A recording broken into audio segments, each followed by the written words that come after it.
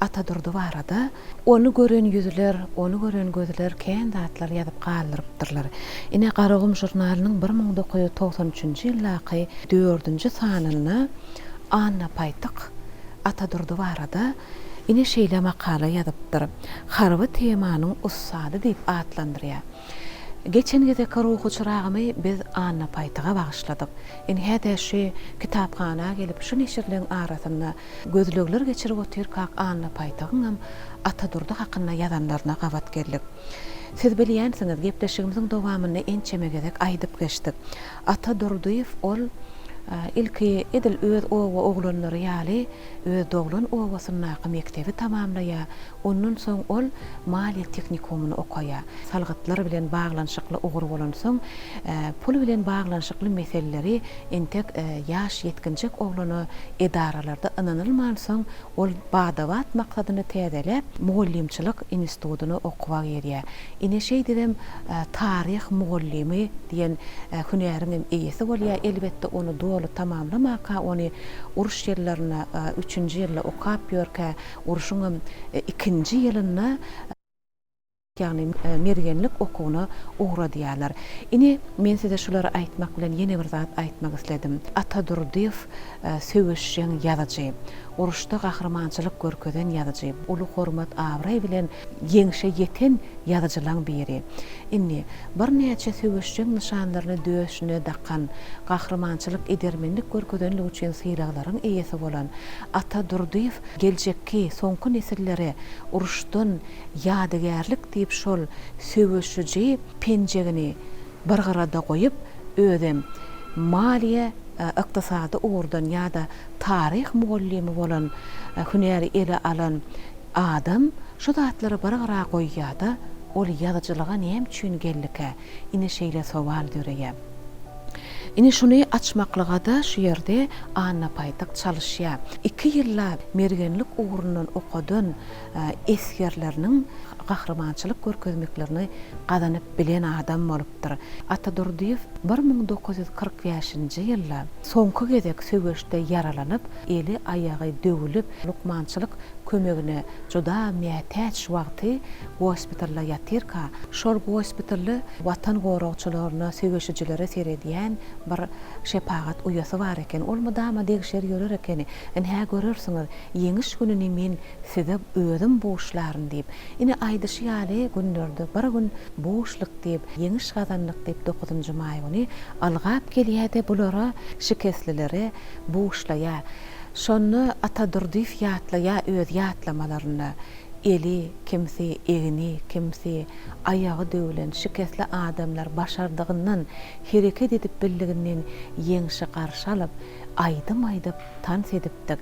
Ine şol gün 1945-nji ýylyň 9-njy maý güni ömrümde ilkinji gezek elime galam alyp ýeňiş hakynda ýeňişi boşlap, ýeňişe gowanyp men diýwar gazetine makala ýazypdym.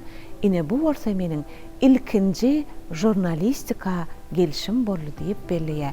Ine şol ilkinji gezek eline galam alan Atadurdy 1945-nji ýylyň 9-njy maý gününde öz dörejiligine başlangyç goýupdyr. Mehriban adamlar, ýazyjymyzyň ömür ýoluny, döredüçiligini, oň ata-babalar hakyndaky maglumatlar bilen gazıklanyp, öz ata-babasynyň taryhyndan habar berýän, ine şu görnýän ýazgydan mälim bolandyr. Ýazyjyň kakasy Durdyýewiň, ýazyjyň atasy Berdimurat Artykowyň hatirasyna, hut ýazyjymyzyň özüne uly hormat edip, ýanky adyny agzan iýleşlemediň doglan ýerleri bolan Izgant owasyna sary geldik. Biz Izgant owasyna gelenmizde ýek özümiz gelmedik, edýät adamlar. Hut şu Izgant owasynyň döreýiş taryhy hakynda, bu owada ýaşan ägirtler hakynda, şu owanyň ýetişdiren, bütün ömrüni watana bagş edip, watanyň ösüşine goşup, öz hyzmatlaryny watan ýoluna bagş eden bir neçe ustaatlaryň hut şu toprakda kemale gelip dünýä öz şöhradyny ýaýradyndyklary hakyndaky maglumatlary gowy bilýän ýaşuly neslimiziň wekilleriniň birine ýüzlenip ine biz erkin agany öz dörejlik toparmaz bilen bilelikde alyp geldik. Türkmenistanyň hormatly il ýaşulsy Erkin Köseýew edip adamlar gepleşiklerimiziň üstü bilen hem ozalam bir näçe gezek size ýetiripdik. Hut ruhy çyragym gepleşigimiziň hem bir sanyny bagş edipdik ine professor Mäti Köseýew. Erkin aga professor Mäti Köseýewiň ogly. Ine ozal öz kakyny hakyny Erkin aga gepleşik taýýarlap halkymyza ýetiren bolsak, edil şolar ýaly ýene de bir ustaatlaryň birine ýüzlenip gepleşigimizde söhbetdeş bolmaga size çağırdyk. Ine ýazyjy Ata Durdiýewiň kakasy Durdy Durdiýew 1898-nji ýylda hut şu owada dünýä ýenipdir. Ine elimizdäki şu kitapda da ýazyjy öz ata babalary hakynda kän aýdýarlar. Ine siz aýdyp berseňiz şu Ozgynt owasynyň taryhy, bu ýerde bir dünýä ýenen ogullaň watanymyzyň taryhyna ýyzy goýup gidişleri barada aýdyp berseňiz hemem Ata Durdy bilen hem gönnen özüňiz ýüzleşen, söhbetleşen adam ekeniňiz. Öz ýatlamalaryňyza salgylanyp halkymyza ýetiräýsiňiz. Hawa hormatly adamlar, näme taryhymyzy öwrenmeli, taryhymyzy bilmeli. Bu bizim geçmişimiz. Şuratlary hormatly prezidentimiziň, hormatly arkadagymyzyň tagarlasy bilen uly sarpa goýýar, şuratlary öwrenmegi, biz ýaşulary sargyýar. Bulary geljek nesillere hem ýetirmegi ünlüýär. Ne Ozgynt owasy bir taryhda belli owalan biri berde belli şahsiýetliň dören ýeri, şahsiýetliň önüp ösen ýeri. Ne aýsak şu owa Berdimuhamet Annaýew, Aba Annaýewiň atlary bilen baglanşykdylar. O Aba Annaýew hemme seýs hökmüne tanýas. Ol şeýle seýsçilikde ýokda bolupdyr. Şu owada seýsçilik ötürmekde ony ata-baba nesilden nesile geçirmekde köp tagarla edipdir. Şeýdi ondan bir owada kemale gelen şol türkmen ahalteki bedewne ýaýdaly türkmeniň milli libaslaryna bolan garaýşlar bütün owa ýaýrap ine görelli bolupdyr, nusga bolupdyr. Hut mehriban arkadagymyzyň aňyrsyndan, ata-babasyndan şol ýagşy enlikler, şol ýagşy häsiýetler owadaşlaryna, owara ýyly güne ýaýrapdyr da ine şeýdip biziň günlerimizde miras galypdyr. Bagşylardan kelwagşy ondan pedagoglaryň doktory bir Pelwanowa şuňalyk täşki ýokdar sanasaň sowabken köp alymlaryň öňüne besen owasy. Ozgynt owasy ilenne bir gadymy owa buň gelip çykyşy barada, taryhy barada, hormatly arkadagymyzyň kitaplaryna da bu barada ýatlanyp geçilýär. Indi Ata Durdiýew barada aýdamyzda berde köp zatlary aýtsa boljak. Sebäbi Ata Durdiýew öz ýaşlygyndan kyn külpetleri görýär.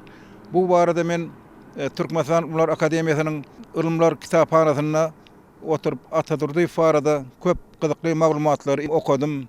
Onuň belli ýarlym sebäbi Ata Durdiýew söwüşçüň ýazgy bolan soň bu arada maglumatlar köp toplanıpdyr. O ýazgynyň kakasy Durdaga şu owada öňüne ötüpdir. Ol belli telpekçi usta bolupdyr. Şu 1960-njy ýyllarda, 65-nji ýyllarda şu aýatladym filmi surata düşülenine şoňa ähli şu türkmen telpeklerini tikip beren usta Durdaga ekenne şonu öz ýatlamalaryna aýdylýar. Ine bir bellerlikde zat Ata Durdiýewiň özü barada aýdylanna bir söwüşçüň ýazgy, front ýazgy hemme eserlerine şol söwüş ýoly barada, şolaň çarkanlykly geçen ýollary barada aýdylýar. Köp eserleri ýaşlara gaýdy usullygy, edermenligi ünlüýär. Ana şonu hem şu ýerde ýatlamak gerek. Erkin aga, Ata Durdiýew ýaly adamlaryň döredijligini okap göreňde öz ýatlamalaryny okaňda Ozgynt owasynyň taryhda türkmeniň öz buýsanýan milli gymmatlyklary we türkmeniň ahalteki bedewlerine bolan garaýşlaryň ýa-da ýanky milli libaslaryna, türkmeniň silkme telpegine, çäkmenine, postuna bolan ilkinji garaýşlaryň, söýgüniň şol işlere ussatlygyň bir başlanan giň ýaýran ýaşanan yerleri ekenne şu ızgant çäkleri. Ine şu ızgant owasynyň gadymiyetdäki şolar ýaly türkmeniň ýüzüni dünýäde tanıdy biljek gymmatlyklary bilen baglanşykly edilen işler barada Mehriban arkadagymyzyň öz ata-babasynyň aňyrsy bilen baglanşykly ýatlamalar, ýazgylar okanda da şoňa anyk göz getirip bolýar. Juda buýsandyrýan zatlar şular. Howa dogry aýdýaňyz. Ylgan dowasy köp taryhy maglumatlary ören baý owa we bu ýerde şol ahal teka atlaryny ösürip ýetişdirmek, olary seýsçilik sunuwaty bolsun. Hemmesi ine şu ýerde jemlenen. Soram nesilden nesile geçip biziň döwürmede çenli gelip ýeten. Bu Atadurdyň atasy şu atçylykda, şu seýsçilikde türkmen atlaryny ýetişdirmekde hem uly at goýan ýaşuly. Ine aýdypdyr ýazyjymyz ýatlamalarını biziň diýe ojagymyzda ata-babalarymyzdan gelýän bir terbiýe bar. Olam türkmeniň islenlik umuman malyny gıýasar etmek biziň maşgalamyzda bolmazdy diýäde. Ýa-da ýene ýekiji bir mysal aýdasym gelýär. Atadurdy ýatlaýa, ine egerde diýe goýun günör tançagy ýatan bolsa diýe. Şoň gapdalyndan gatrak ýörek geçmäge de kakamyň ata-babalarym ruhsat bermeýändirler diýe. Onuň türkmeniň malyna, halyna nähili garaýşynyň ine şu çäklerde dörendigine men şeýle bir haýran galýan erkina. Howa, gaty dogry aýdýaňyz. Şu ýerlerde şu gaty türkmeniň aňardan gelýän däpde surlary, ýedimurmulary hemmesi şu ýerde jemlenen. Sebäbi şolaram ata-baba nesilden nesile geçip malarçylyk bilen meşgul bolupdyrlar. Ýa-da däneçilik yerleri tekiz, yerleri köp bolan soň däneçilik bilen meşgul bolupdyrlar. Zähmetsewer adamlar ýaşapdyrlar. Şu gelýän dağdan gelýän çülüň tersiwi bilen eklenipdirler da. Akademik Atajykyň taryhçymyz aýdýan maglumatlar hem şu ılgan dowasynyň 17-nji asyryň aýaklaryna, 18-nji asyryň başlaryna dörendigini esasy şutak türkmenleriň şu däneçilik bilen meşgul bolup tekiz bolan soň şol soň owa bolup galýar. Erkin ağa, ine siz özüňiz aýtdyňyz gurruňyzyň birine hut Atadurdyny men özüm gördüm diýip siz nirede görýärdiňiz?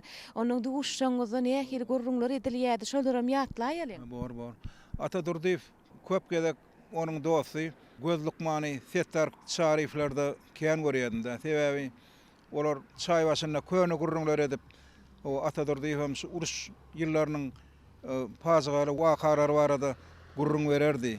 Benim ýarlaryna şu gyzykly gurrunlary dinläp oturardym. Hemme eserlerine diýen ýaly Atadurdyň terbiýeçilik ähmiýetli, watana wepalyk, ýaşlara tüs gerekli eserler ýazardy. Onuň hemme eserleri gahrmançylyga çagyrýan eserlerdi. Atadurdyň ödem gurrunçylly, gurrun bilen özüne bir maýil ederdi. Şol gyzykly gurrunlar bilen Atadurdy bilen kän oturup çay başynda söhbetde soldum. Atadurdy barada makalalar ýazan ýazyjylar, şahyrlar aýratyn belläpdirler. Onuň juda tapawutly gurrunçy adamdyg hakyna. Hakykatdan hem ýazyjy şeýle gurrunçyl adam bolupdyr. Ine mysal üçin belleýär şu ýerde Kakabay Gurbanmuradow oň ýanyny oturup sagatlap gurrunlarynyň ýermän ýadaman onu dinläp bolýardy diýip. Egerde eýdigider bir sagatlap bir adamy gurrunlarynyň ýadaman dinläp bolmaýan bolsa, ol adamyň ne derejede juda manily söhbetler edip bilýändigini siz hem düşünensiňiz. Ine Atadurdy şoň ýaly adam eken. Ýazyjyda şeýle häsiýet nähili kemale geldike. Bu oň ýene-de ata-babalaryndan özüne geçen häsiýet bolupdyr. Atadurdyň özü gurrunçyl suğangy adamlaryň arasynda kän bolup olary dinlemekligen başarýan eken. Megerem şondan gelip çykýandyr Atadurdyň özüniň manaly, paýhasly gurrunçy adamdygy. Ine Atadurdyň gurrunçyl adamlygyny suwud edýän ine şu kitap biziň elimizde ýa pelek. Bu kitapda ýazyjynyň aýtgylary sygan paýhasy jemlenýär. Ata Durdyýewiň dörüjülük aýratynlyklarının ýene-de biri ol atalar sözlerini hem gürlänni hem de eser ýazarna da ol kän ulanypdyr. Gahrmanlaryny hereketlendirenni atalar sözleriniň paýhasly aýtgalaryň üstü bilen wakaýany açmaklyga çalyşyp gahrmanlaryna häsiýet beripdir. Gaharlananna da ýa-da ýumşak häsiýetlerini berenni de ýene şolar ýaly aýtgalara salgylanypdyr. Ine ýa pelekde bolen şol aýtgalary jemlenýä. Ine Ata Durdyýew şeýdip halka miras goýupdyr. Islenlik pikiri beýan edenni Ata Durdyýewiň jümletini atalar sözüsüz, aýtgysyz, paýhasly jümlesiz pikir bolmandyr. Hükman ulanypdyr Ata Durdyýew şeýle pikirleri. Erkin ağa, ine çeşmelerde aýdylýa-da Ata Durdyýewiň ýanyny 2 sagatlap hiç ýeli özüň gürlemeýän ony ýadaman diňläp oturup bolardy diýip ýatlamalarda aýdylypdyr. Ine siz özüňiz hem gören adamda Atagany bu hakykatdan hem şeýlemedi, näme hil gurrunlar bilen özüne çekýärdi ol. Ataga ýoň esmedik gurrunlarmy derdi. Teoş ýolundan başga durmuşy temalardan hem durmuşy sapaklardan hem gurrun ederdi. Ata Durdyýew teoş ýoluny geçip durmuşyň hemme azatyny, tüýjüdini gören ýaşuly. Hekman gurrunlaryna terbiýetçilik gurrunlary bolardy. Çaý başynda kän söhbetde solluk şeýle gyzykly biz şo wagtky ýaşlara hatam gyzyklanyp şo teoş ýollary bardy. Kän diňläp oturardyk ýanyna. Atagany gören wagtlaryňyz söhbetde bolýanda urleňiz siz neçe ýaşlaryňyzda bolýaňyz? Ýa-da 25-30 ýaşlarymda ýa-da belliye uruş hakyna diýmeli däl ýa-da uruş hakynaky eser diýmeliler. Ony diňe gahrmançylyk hakynaky, edermenlik hakynaky eser diýip ýa-da söz sözläp gurrunçylykda da adam uruş diýmeliler, gahrmançylyk diýip aýtmaly diýip belläpdir-de. Onuň ýene bir zat gahrmançylyk diýilýän ol öňünden taýýarlanyp ýetilýän zat däl. Ýa-da inhä şu ýerde bir gahrmançylyk, batyrlyk, edermenlik görnýär diýmek bolanok. Ol sekundlaň içinde bolup geçýän söwüş meýdanyny döreýän hereketdir diýär-de ýanky gahrmançylyga. Watan üçin janyny aýamadyk adam. Ine şonu eserlerini biz görýäs, her ýazan setiriniň arasynda Ata Durdyýewiň gahrmançylygyna aýratyn düşünmek bolýar. Inni ýaşyl hökmünde şolary ýaşlara kitaplaryň üstü bilen şeýle gurrunlaryň üstü bilen käbir duşamyzda şolary hem gurrun berip watançylyk söýgüsini oýarýan gurrunlar berip şol ýaşlara härisini biz ýaşlar aýdyp durýar.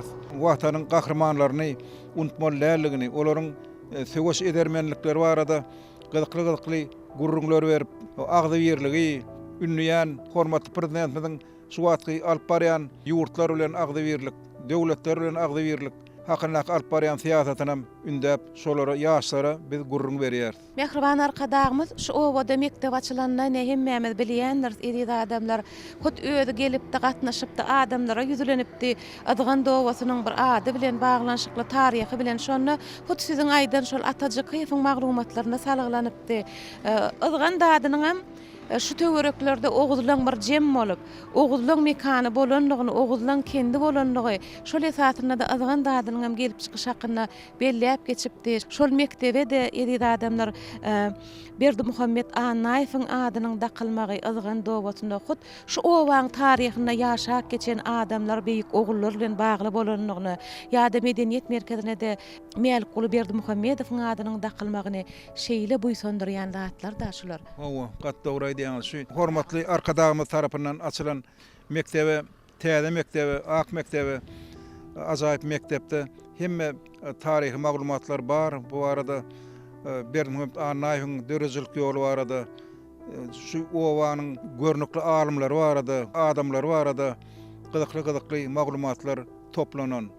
Näbi her bir owanyň öz taryhy bolmaly, hormatly arkadaşymyz. Inhe şu görelleli mektep, görelleli yer, azgan owasy gün-günden ösýär, gün-günden gözelleşýär. Töwereğinde ajaýyp şäherçiler emele gelýär, şäherler emele gelýär. Inhe arkadaş şäheri hem şu ýerden dastal, onuň ajaýyplyklary göwnüň göterýär. Erkin ağa aýdyp geçişiňi diýäli Arkadağ şäheri dolu manysyny aýdamyzy ilkinji akylly şäher köçeliň birine de ýazyjymyzyň hut öz adynyň dakylmagy hakynda habaram bide şeýle buýsanlardy. Hawa. Ine owanyň belli adamlarynyň atlarynyň dakylmagy biz ýaşular hasam begenlerdi. Biz ýaşular hormatly Arkadağymyda sag bolsunuz aýdýas. Arkadağymyzyň hormatly prezidentimiziň janynyň sag bolmagyny, alyp barýan işiniň rowas bolmagyny biz ýaşular tüýsüregimizden arzu edýäs. Indi söhbeti Davut size geçirä gelin. Elbette şu gepleşigi taýýarlamakda ýazyjynyň agtygy Davutdur diýip bide şeýle ýakyndan gollaw berdi, ýardam berdi. Hawa bilelikde maglumatlary öwrenmekde ýa-da öz ataňyzyň eginleşleri bilen baglanyşykly ýakyn bolan adamlar hakynda bir bilelikde bir pikirleri bir ýere jemlemekde de siz ýakyn maslahatçy bolduňyz muň üçin biz size gepleşigimiziň şu ýerine sag bolsun aýdyp sözü size geçirýär. Bir näçe gedek siz bilen söhbetdeş boldygyny öz ojaňyza da bardyk hawa. Häzir ne edil şu minutlarda halkymyza ýene-de nämeler ýetirmek isleýäňiz? Sag bolun täze bizem şeýdip ruh şaragym gepleşigine atam barada gurnap fiile hormat goýýanyňyza hakykatdan hem atamyň 100 ýaş ýubileýi münasib etli gahrman arkadagly serdarmyda şu döredýän mümkinçilikler üçin, berýän gollawlar üçin tüýsürekden, öz adymdan, maşgalam adymdan sag bolsun aýdýan, goýalaryň janlar sag bolsun, ömürler uzak bolsun, türkmen halky üçin ähledýän bähwitli işleri hemişe rowaç bolsun. Doğrudan hem atam barada aýdyp geçemde atam diňe meň üçin biziň ähli maşgalamyz üçin iň görelgeli adamlaryň birdi. Ýani kakaman belläp geçdi, kiçirä howlymyz bardy. Ýöne howlymyzyň kiçiräk bolmagyna garamazdan hem bir näçe görnüşli bäwüller ýetişdirýär atam. Men üçin aýallygym üçin gaty gowdy bu zatlar diňe howlymyza bezeg beren okdy, ýakymlys beren okdy da çağalar bagyna gidýäkägem, mektebe gidýäkägem bir çäre bolsa, bir bayramçylyk bolsa öz howlymyzdan her durly renkli, ýakymly ýysly bäwülleri alyp mektebe gidýärdik. Ejemem bütün ömrüni çağalar bagyny işläp geçdi. Ejemem hemişe öz iş otagy howlymyzdaky bäwüller bilen bezelýärdi. Ýende kakam belläp geçen dadyny dowam edesim gelýär. Derman ösümlikleri barada. Atamyň gol ýazmalaryny gaýtadan seredemde käwir ýerlerde kitap bilen bagly, uruş bilen bagly ýazýan ýerlerine de birden ýadyna düşse ýa bir ýerden tanış gören makalasyny dadyny ýa eşitse ol hemişe telefon arkaly öz eginleşleri bilen gurlaşende de bir saglyga peýdaly ýa bir ýaragsyzlygy aýyrýan derman ösümligi bar eşitse hökman şu umumy başga zatlar ýazyp duran depterine belleýärdi. Indi onu bizem dowam edýär. Atam Atadurduýew derman ösümlikleri barada bilýän zadyny özü taýarlap öz saglygyny finagdan geçirip gören otlaryny, melhemlerini depterlere belläp soň bize hem ýetirýärdi. Indi bolsa gahrman Arkadağymyzyň şuň kuny bir näçe tomly Türkmenistanyň dermanlyk ösümlikleri çap edildi we şuň kuny derman ösümlik kitaplarynyň saglygy peýdaly otlar bardy, melhemler bardy. Diňe bütün Türkmen halky däl, eýsem bir näçe döwletleriň dillerine terjime edilip bütün dünýäde derman ösümlikleriň peýdaly taraplary adamlar tarapyndan, raýatlar tarapyndan ullanylýar. Ýende meň ýadymda galan zat biz Tomsuny daşarda ýatýardyk. İr säher bilen gün çykmaka atam oýanyp, sowuk suwa ýuwunyp, onuň bizi tuzdurjak bolup hem de ruhlandyrjak bolup, keýfimizi kökletjek bolup, her durly aýdymlary gysgaça aýdyp, howlyň içinde gezmeleň edýärdi. Menem şoň sesine oýanyp, säher bilen ýerden howludan daşaryk çykýardyk we garlawaşlaryň uçuşuny, günüň Doğuşuny bile atam bilen idarlap howullu köçede gezmeleň edip. Menin pikirimçe Estoniýanyň nutgowy ýazyjy var, Tamsara diye. Şonuň bir tymsaly bar. Şo tymsal sizin öýüňizde bolan ýaly bolup dur, men şonu aýdyp bereýin. Aýdyp berin. Ir feher bir bülbüljik şahada oturan ýerinde ýokary seretdi diye gün çykar tarafa. Seretse gün doğjak bolupdy. Aşak seretdi, seretse bir güljak adam açyljak bolupdy. Bülbül bu fursaty görüp şeýle bir saýrady. Günüň özü çykandan soň hayran galdy. Ey bülbül, sen bugün näme beýle gowy saýradyň? Men seniň doğjak bolup durandygyny gördüm. Gülüňem açyljak bolup durandygyny men saýranman, kim saýradyn diye. Ene şoň ýaly Atadurdy üçin hem öýü ýanky sağlaşyk bilen gabat gelýär bir hil durmuş bilen. Ýaşaýyş bilen. Diňe haýwanat dünýäsine däli ösümlük dünýäsine de aýratyn sereden adam bolupdyr. Ünüs veren şonam durmuşyna da o. Aşada atlan öýde adamyň ahlagyny ýokary galdyrýar, ruhuny galdyrýar adamyň ýaşaýşa bolan bir-birine bolan hormatyny, sylagyny artdyrýar da şu durmuş. Sebigata söýgüsini beýan edýär. Gaty dogry. Bizde öýümizde men pikirimçe iň süýüji üzümlüň görnüşleri yetişýärdi, oňa hut atamyň öýdi ekip iýdegini edýärdi ilki başynda. Olaň içinde gelin barmak görnüşi, bir däne üzüm görnüşi, ýende bir aýratyn belläp geçetim gelýär. Ol üzümüň tagamyny men hiç ýatdan çykarmaryn we dogry maýsam bazarlarda da hatda hiç duş gelemok. Bir üzüm mady tagamny dağdanda bir hilek atyra ýakyn tagam bardy, atyra ýakyn ýygy bardy. Benim soraýardym, ata näme üçin bu tagam bulor ýalyk ütgeşik. Atamam ýylgyryp diýärdi. Men şol üzümi suwaramda düýüni atyra goşýardym diýärdi. Ondan bol oýun edip diýärdi, ol elbetde üzümiň bir görnüşi bolmaly. Ýöne soň şolar ýalyk üzümi hiç ýerde men dadymam, iýmem göremok. Şu ýerde şeýle bir makala gabat geldim. Muny Aşyr Nazarow ýazypdyr. Frontçy ýazyjy diýilip atlandyran makalatyny Aşyr Nazarow öz ýazyş usuly netijesini, öz galamynyň ýygyny görkezipdir. Atadurdy farada ol täze bir pikiri orta atmany başarypdyr.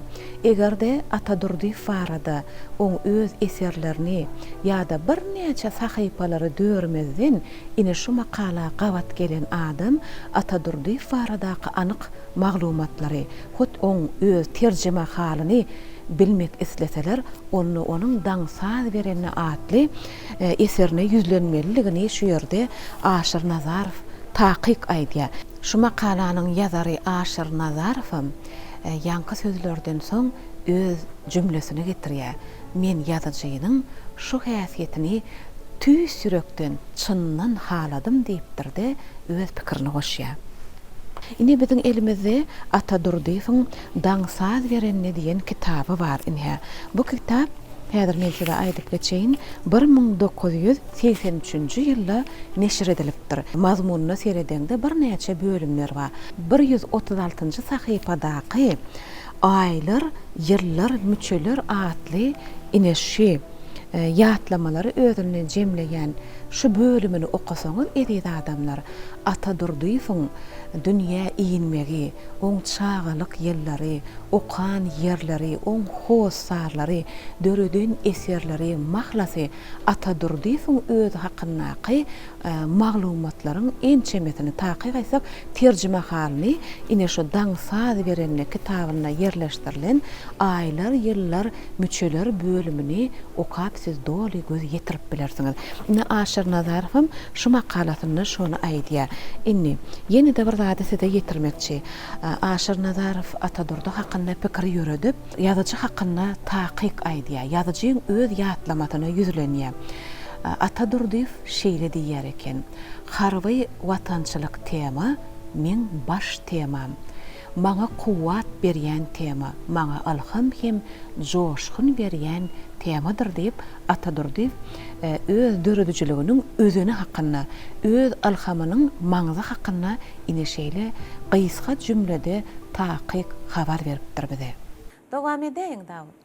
Men pikirimçe umum aýdasym gelýän zat adam üçin bagtly bolmana näme gerek? Elbetde ilki bilen sagdyn durmuş maşgalasy, sag çagalary we kän ýaqyn, hakyky dostlar bolsa, ony men näme üçin şumat belläsim gelýär?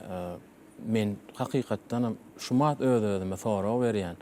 Atamyň ömrü tünçe dostlary hemmesi ýanyndady we men gaty begenýädim şeýdip 70 ýaşynda, 75 ýaşynda hemişe öýümüz mihmandan dogly, enem hemişe ýatdan çykmajak tamdyrda şeýle bir süýjü tagamly çörekler pişirýärdi we köplünç kakamyň belläp geçişýärlik atamyň 9 çagasy bolan men ýadyma düşýär şu çörek bişen mahaly öýde daşarda keçe ýazyp ýanky ullohan jam alyp garpyz ýaryp garpyz bilen ýanky gyzgyn çöregi ýýädik bolyn şo mahal pikirdi ýadyk iň süýjü bundan süýjü zat ýok hakykatdan.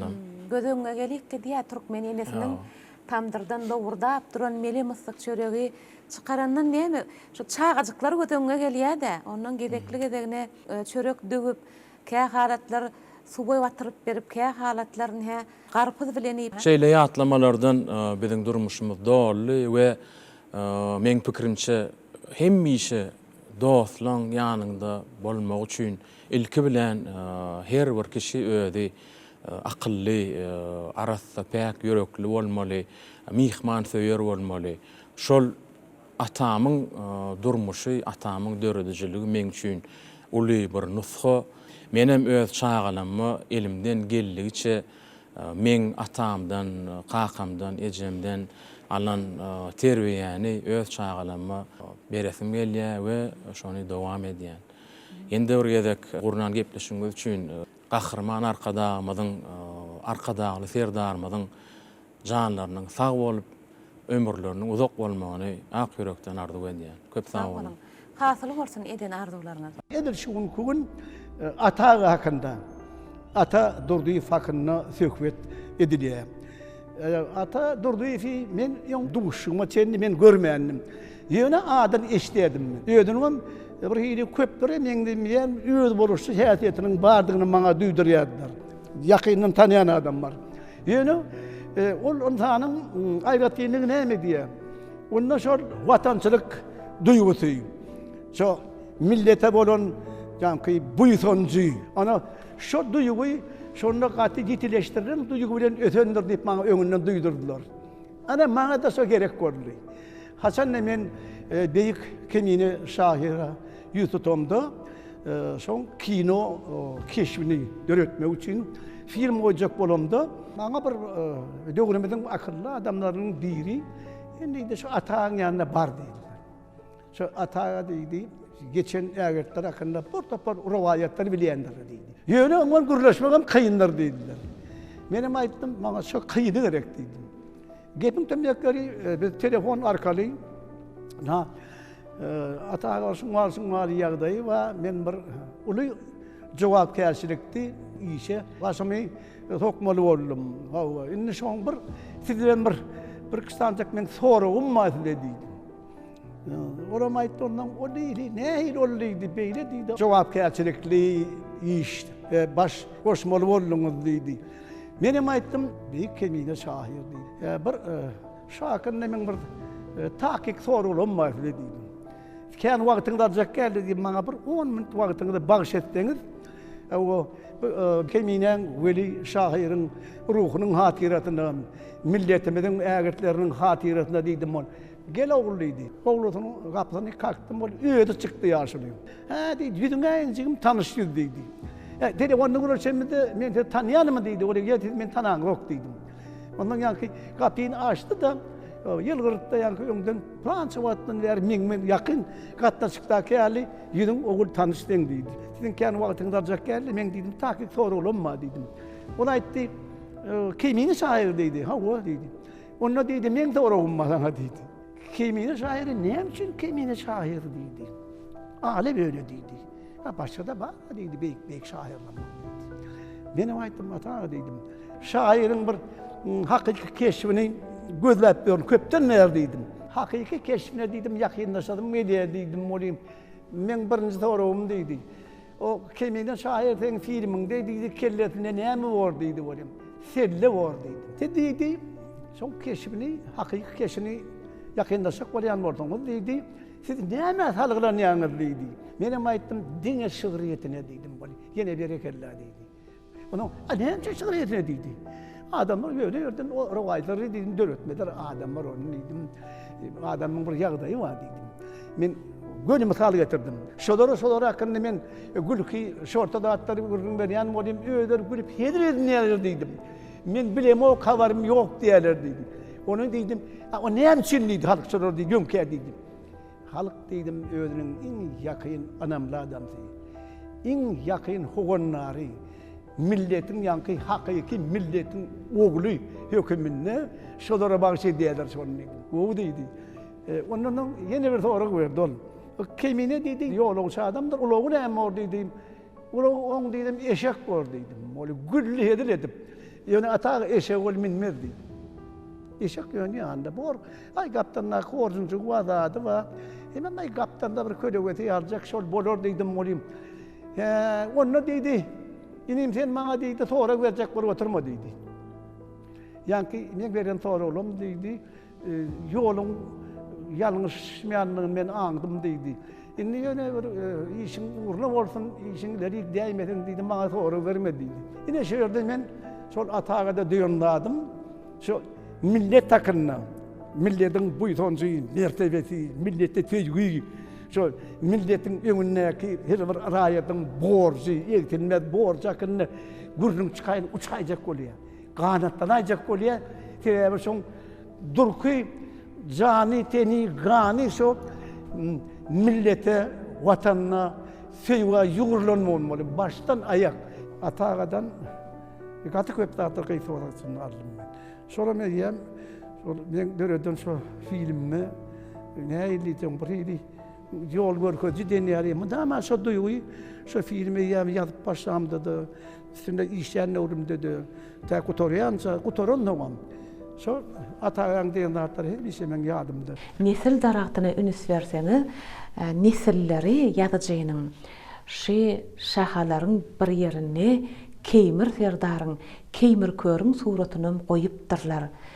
Bu näme aňladýar? Eger de ýadyjy özüniň söýün, hormat goýan türkmeniň gahrman ýigidi keýmir köri bütün dörejiliginiň iň esasy gahrmanyny öwürip giden bolsa, diýmek oň nesillerim nesil daratyndan keýmir serdaryň, keýmir körüň suratyny aýyrman hormat bilen suraty ýerleşdiripdirler. Bu diýilligi diňe ýadyjyň döredüçiligine oň nesilleriniň goýýan hormaty däli, ýadyjynyň nesilleriniň türkmeniň taryhyna, türkmeniň gahrman ogulllaryny goýup bilýän sarpatyny ýene bir gezek suwut etdi.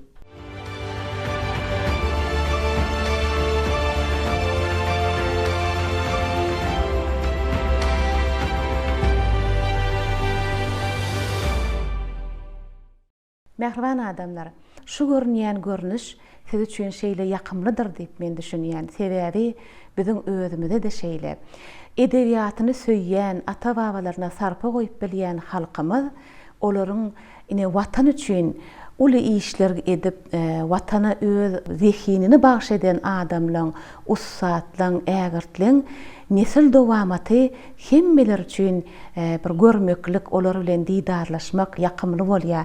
Ine biziň şu döwletle saçanmaşyna oturan şu doganlarymyzyň hemmeti watançy ýadyjy atadyr diýen nesilleri. Ine şu ocak size aýtdyk, Dawud Durdyýewiň öýi. Biziň aramyzda ýadyjymyzyň mehresiniň terbiyesisiňen ogullary, gyýdlary, gelinleri, agtyklary, çowluklary häzir bular barada şu oturan doganlaryň hemme hakynda bir maglumat berer ýaly sizi bilen tanışdyrmaklyk üçin men hormat bilen Sapar Murad aga size yüzlenýän şu wagtne gepleşigimiň başyndan bäri illeşlerimi diňläp oturandyrlar teredip siz biziň studiýamyzda da halipalaň arasyndan öz kakaňyz hakynda aýdyp berip oturýarsyňyz. Indi bu yeri geldi hasar edýän siz aýdyp berseňiz ýa-da ata durdy oň öýde aslynda maşgalasyna näçe dogan bolly kalar ýa-da jiň öz kakasy, ata babasy olaryň bir ýürüteläp özüne hünär edinişi bilen baglanşykly hemem ýa-da jiň öz ojagy, öz perzentleri barada bir aýdyp berseňiz. Oğlum, şu yıl kakımın doğulunun 100 yıllığı şu miras, dere yayılımına bize gelip şular yali sökütteşliği ediyanımız şu arkadağımıza, arkadağlı seyirdarımıza köp sağ olsuna yaz. Şular yali yazıcıları, onun beyleki bir özünü tanadan sonuota değişliği, medeniyete değişliği adamları yatlap durulur. Şular yali, şular varada köp gurrun beriyeler arkadağımıza, arkadağlı seyirdarımıza köp sağ olsuna yaz. Jağanlar sağ olsun, ömürleri uzak bolsun. Şonne kakam barada aýtsam, kakamyň 2 tane doğan bolan. Biri oğlan doğan Hudaýaguly. Beýleksem, ýanky gyz oğlan Aýölük. Hudaýaguly ol okuwa girýär, Leningradda okuwa girmäge gidip, şoň arasynda okuwa girip, ýarik gelip, ýanky eşiklerini, başka da vaatlarını almağa gelenini şonda yertetirýär, şu yerin aşağında galýar. Onu beýleki doğanam Aýölük, ýanky durmuşa çykýar, ýazgy ana berdi, ağa waýflaň şoň gelinjesi bolýar. Ondan soň kakymda soň uruşdan gelenden soň Moğollar adetine, ýaş kommunist adetde işlen. Ondan şu döwürler öýlenip 9 çağası oldu. Ben şu an in ulüsü 5 tane kız, 4 tane oğlan. Her berde de ulu ayarlı olma var. Ulüsü ecagir. Ondan sonra evimden şu Hudaýaguly var. Hudaýagulyň at taklan. Oğlanlardan Novruz durdu. Ondan sonra Cennet kızı. Onun Enecan, onun ne durdu? Atamın attaklarına. Onun Aycahan durdu eva. Onun Gülcan. Ne şulan hepmedi 9'suna ben ağlak geçtim. 9 perdendi bolupdyr, köpçülik bolupdyrlar. Aslında Türkmen dünýäsi köp çağaly maşgalany gowy görýärler. Ine ýazyjymyzam edil şeýle 9 sany perdendi bolupdyr. Öz maşgalamda ağlak geçtik Dawodyň oýunyna otur. Dawodyň Şuat Tuleme 3 oğlu var, bir gyýdy.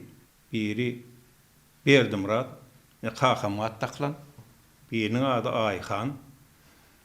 Beýlekisi Nurali, ana o da aňrymyzda otur.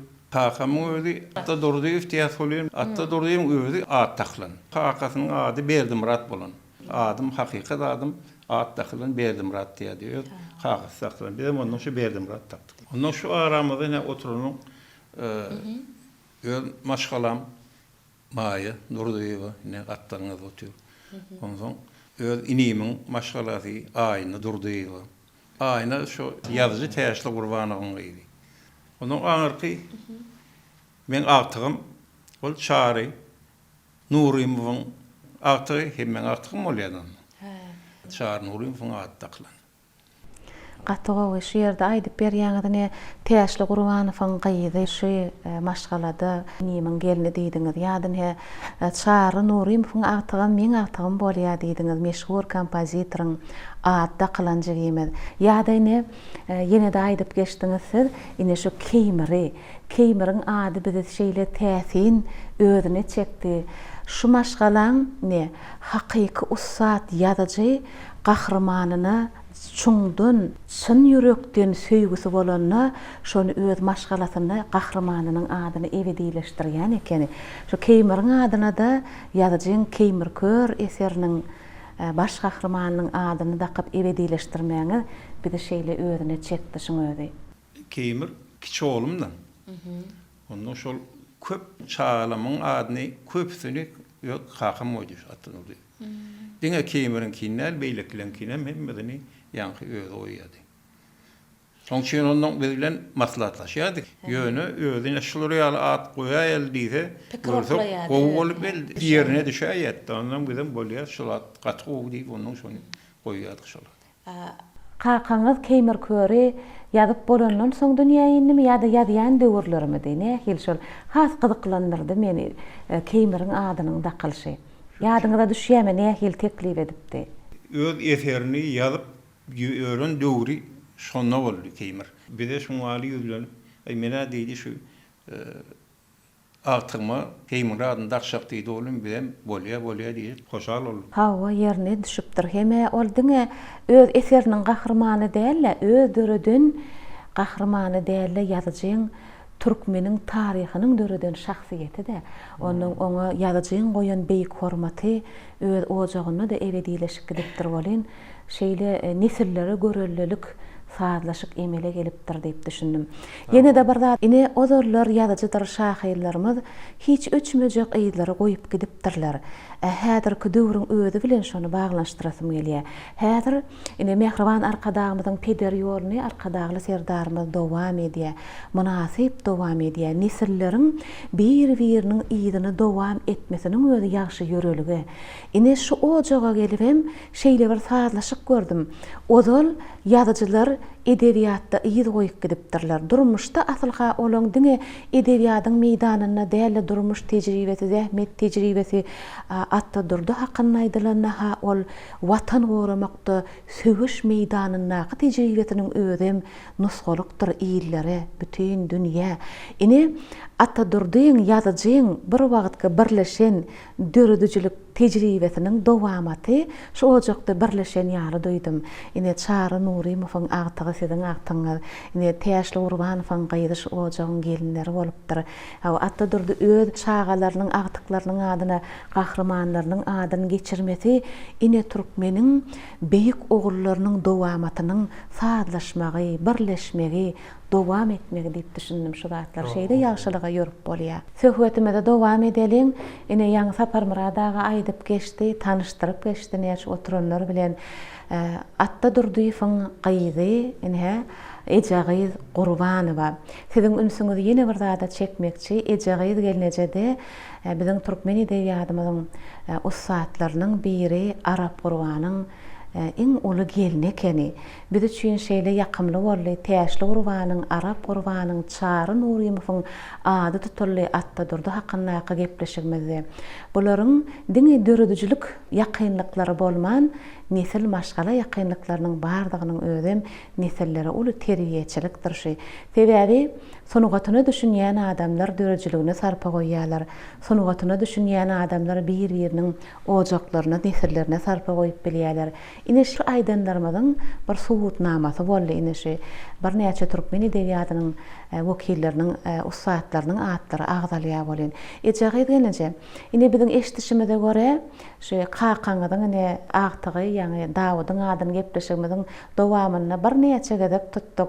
Siz hakynda hemmeňiz barada keň gurrunlary berdi şonu siziň Kakaňyzyň ýadan döredýän zatlaryny hat ýazylýan enjamdan geçirip berýänliňizi aýdyp beripdi. Şol ýyllara bir hakydaňyzy golaýlasaňyz, Kakaňyz hakynda aýdyp berýäňiz halkymyza şeýle ýakymly bolardy. Siz ýazyjymyzyň gaýdy. Türkmenne de madama şeýle bir anam bar. Gaýyz çağa Kaka golaý bolýar diýilýärdi. Şol ýakynlyk näme hili boldy siziň durmuşyňyzda? Şolar barada. Hakim şu kemer kör roman ýazýaka. Onuň öýde kiçirak şu çap edýän enjam bardy. Oňa çap etdirýäsem ay gaýdym senem diýdi. Dur öýde diýdi. Hansydan bir öwrenjek bolýdy. Meňe diýdi ýazaryn idi. Hem okarsyň hem käýerlerine harp ýalňyş bolup nimeden okdy. Bir öýtem öýt diýdi bir. Pikirini aýdarsyň diýdi. Pikirini aýdarsyň diýdi. Şu birinji roman ýazanny onun şu ýanky çap edýän enjamyny maňa görkezdi, goýdy. Hanterim öwrenip başdy. Kömek bor maňa diýdi. Hem onuň öýd ýanyna durup okap, şu ýazan zatdan okap aýdyrdy. Onuň okardy. Menem şonuň çap ediyedim. Şu bastı. Şu 65-nji ýyllar ediyedim ýadyma düşýär. Kiçirekdim o wagtlar. Onu kakaňyzyň eserlerini diňe ýazmaklyk arkaly şol hat ýazylýan enjamdan geçireňizde de dol içine girip onu okan ýaly öwrenensiňiz eserlerini. Köp kitaplar ýazardy. Şol owadan gydan arzuwy ýadyma düşýär. Şu gowy kitap, çağalar hakyn Hanurda agan gurrunlar dip kitaplary bardy. Onu esasan soň Burşakyny ýazardy. Onun front hekaýeleri diýen uluk gowy kitaplary bardy. Şolun hemmesini köp men çeçädim. Ondan şol hat ýazylýan enjamda işläp otyrkaňyzy görýäňizmi? Bir tapawutly tarapy onu özüňiz görüp däle kakaňyz okap öýde daşyndan seslenip aýdyp size şey dibem ýazdyrýan eken, soň şol pursatlarda kakaňyz size sowallar bererdimi? Öz döredijiligi, öz eseri hakynda siziň pikiriňizi diňlerdimi? Soraýadymy sizden ýa-da onu ýaly gatnaşyk bolmazdymy? Nähili? Ol kakaňyzyň öz gelen netijesi ýa çağalaryndan hem sorardymy pikirini öz eserleri hakynda? Soraýady howa. Ýöne bir kiçirek bolýardy o wagtlar. Gara. Mektep okuwçy, şonda da ýöne özüm edebiýaty gowurumsoň, gowudyp okap, ol kän kitaplar okardy kakam. Onun esadan at hakynda da ýazylýar şo taýlarda. Bilýärmi? Melos dep at bardy. Onu şolary bilýän, şo çapyk suwarlaryň çağıryp, şolardan sorap, ol esadan taryhy roman. Taryhy bolansoň biz gurrun alşýardyk da. Sizin gyýdy kakaňyzyň hyzmatynda elbetde öýe gelýän mihmanlaryň ýanynda gyýd ejesine kömek edýär. Çaý, suw eberliýär, gelin mihmana saçak ýazylýar. Onuň şo pursatlar ýadyňyza düşýärmi? Kakaňyz kimlerle has gatnaşykda bolardy? Ýa-da dörejilik söhbetlerini edende bir aýratyn aýdylýan gurrunlar bolýarmy? Kakaňyzyň häsiň kän aýtgylary bilýän eken, atalar sözlerini nakıllary asylha ýygnapdyr hem özüm şonu döredipdir. Onuň çağa terbiýesinde nähiliş ulanardymy şoň ýaly aýtgylary? Ol esatan şo bide ýadyma düşýär çağa maktum bolýan goşgylaryny ýatdan tutun derdi. Şolary bide ýat tutdurýardy. Ýadyma şo esatan ýadyma düşýär. Neten munça goşgyn ýat, onuň bide aýdyp beriň diýip şonu goşgylar ýat tutdurýan ýadyma düşýär. Kiçirek de o wagtlar bar. Esasen ýanyna gelýän köpdünç Atajacan gelerdi. Evet, halifasy. Evet, halifasy biz onu Atajan diýdik. Şol günüň aşa gelýärdi. Ikisi oturup pikir alşýardylar. Şo halifam diýetdi Atajan. Şo esasen gelýärdi ondan. Taryhda ýyz goýup gidip bilen ýazyjylar, şahyrlaryň ýa-da ussat jurnalistleriň, halifa mugallimleriň halifasy kim bolluk diýilýän sowal hemmelerde döreýär. Ine edil şu sowal Atadurdiýewiň döredijligini, ömrüni öwrenýäkäk okan makalalarymyzda, ol hakynda ýazylanlarda ýazyjynyň öz ýatlamalaryna, hyssiyetleriniň bizem iňçilik bilen ýyzarladyk. Atadurdiýewiň halifasy ussat şahyrymyz setirlerini söýüp okan edebiýatyň görnükli wekili Ata Atajanow ekeni. Ata Atajanow barada biz ruhy çyragym gepleşigimiziň bir sanyny ýörüýti oňa bagyşlap dörejiligini açyp görmeklige çalyşypdyk. Şonu Ata Atajanowyň iň ýakyn şagirdleriniň biri Atadurdiýew diýip size ýetiripdik. Ine şu okayan makalalarymyzy, edebiýatyň, metbuatyň sahypalaryny Atadurdiýewiň gönlün hak halifasy Ata Atajanowdygyny özümize suwud edip size de ýetirdik edýär adamlar. Ine biziň elimizde Garagym jurnalynyň ýerki neşirleriniň biri bar. Şunu şeýle bir makala bar ine. Önjeli işlen ýazyjy diýip. Bu makala Atadurdiýew tarapyndan ýazylypdyr. Atadurdiýew öz halifasyny Ata Atajanowyň ömrüni, döredijligini, häsiýetini, döwrüne syn berýär. Biz üçin şeýle ol gyzykly şägirdiň halifa hakyndaky aýdy biljek zatlary. Şunu Atadurdiýew şeýle bir munasyp baha berýär. Munasyp syny oturup setirler ýazýar Ata Atajanow hakynda.